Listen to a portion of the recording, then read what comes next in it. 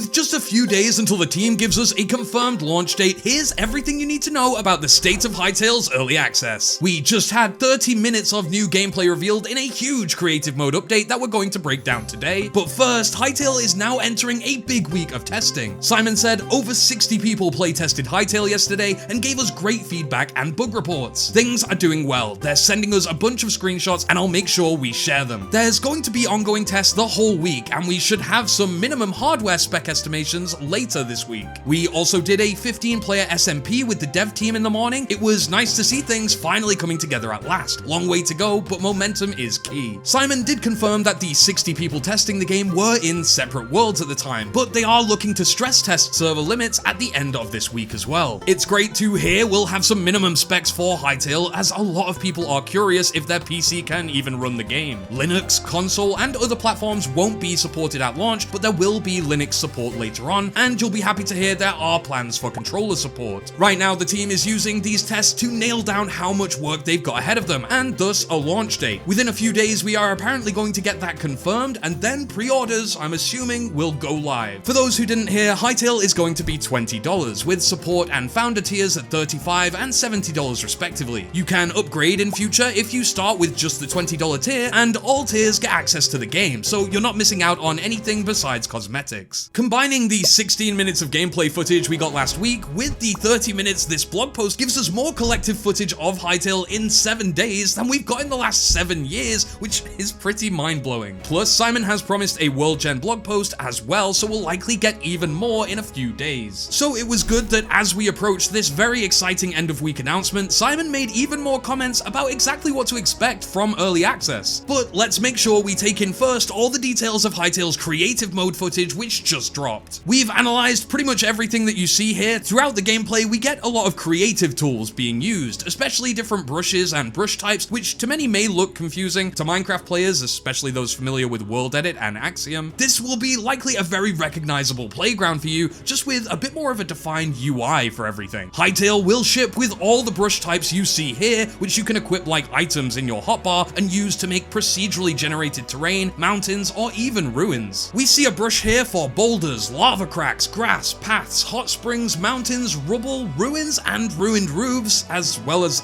tentacles, all of which you can freely use to paint your world. We also, of course, got the classic terrain style sphere brush, which has some cube and cylinder options that we see later, even a terrain smoothing option among others. The legend you can see on the side there shows how easy it actually is to use the system, but also shows how in-depth it is as well, with different instructions and tooltips specifying all the things you can do depending on what you have equipped. Notice how each time the player places down and then undoes the structure, a new one procedurally generates and is slightly varied. So there must be a base palette of blocks and a rough structure map, but each generation is completely unique. The team really want to emphasize the quick setting panel on the right too. We see it used multiple times to edit the variables of your brush, as well as the block palette you can use on your brush. We even see things like tool reach, opacity, and much more which can be edited and messed with. What's amazing about all of this is that you can even edit these scripted brushes in what they call a Hytale node editor, which effectively means you can customize, mix and match all different kinds of effects to suit your world shaping goals. All of this is just within the paintbrush, by the way. All of those variants are just one of several tools we see in the footage. Here we also have the laser pointer, layer brush, sculpt brush, selection, paste, line brush tool, ruler, and flood brush. A lot of brushes. We do see the player clear their inventory as well, so it's good to know there's a way to avoid getting cluttered, although it would be nice to see a profile system as well, where you can save specific hotbars or tools that you're used to using. The player then showcases how we can change our in-game model to any type of mob, including the mob animations, it seems, which will likely be great for body acting, roleplay, filming cinematics in general, and maybe even for mini-games like Prop Hunt, for example, as you'll likely be able to add and configure your own models and playable characters too. Some interesting mobs to note on this list. Actually, it's funny we spoke about Prop Hunt. This list does feature some static objects like arrows. There is the Archaeopteryx at the very top, which is a flying dinosaur dinosaur thing, I believe. More confirmation of Zone 4 mobs. Keep them coming, guys. I absolutely love it. We see some goblin variants, something called a Bramblekin and a Bramblekin Shaman. We have Buttercat, which is actually the name of the man behind all the Hytale social media. Not sure why he's in the list. Maybe they were just using him to test. The Blunderbuss is confirmed from when we saw it in the last exploration gameplay video. There's an undead chicken, which of course we've seen in a screenshot before, but also now there's an undead cow, so we're gonna have to check that one out eventually too. The player then does something very cool here, which I didn't fully catch on my first watch. We actually see the Prefab browser and editor being used here. Specifically, we see them teleport to a flat world that has prefabs of a specific category. As they click and load, they are teleported there, crossing worlds fairly seamlessly with an animation as they spawn into the world. I was always curious if players would have some kind of ethereal or avatar style spawning animation, so it's really cool to see this finally and a great touch from the team. Here we then see the Prefab selector tool and anchor tool, which are chosen by the player. We also see in this clip the entity grabber, extrude brush, hitbox tool, noise brush, scatter brush, smooth brush, and tint brush tools. Again, lots of brushes. He shows that using these tools we can select prefabs and even bring up their information or file name with a command. This specifically is a default prefab, a monument, encounter, zone 1, tier 1, it's an outpost, and it's a ruined variant. All of these that we see here are likely variants of the same prefab, and as you can see, each is filled with what I thought at first were barrier blocks, some even thought it was glass, but it turns out this is an editor empty block. Basically a placeholder block that forces air in that specific space when the world generates. This is so no random trees or rocks or even vein ores pop through the walls to mess with your setting or build, and to avoid anything else remotely like that caused by the world gen. The user very easily copies the selected prefab and exits the editor space just like that. We see a glimpse of the world map for a second, which we know live updates when you're making all these changes. I bet it'll be really cool actually seeing a player live editing the world as you're watching the map update.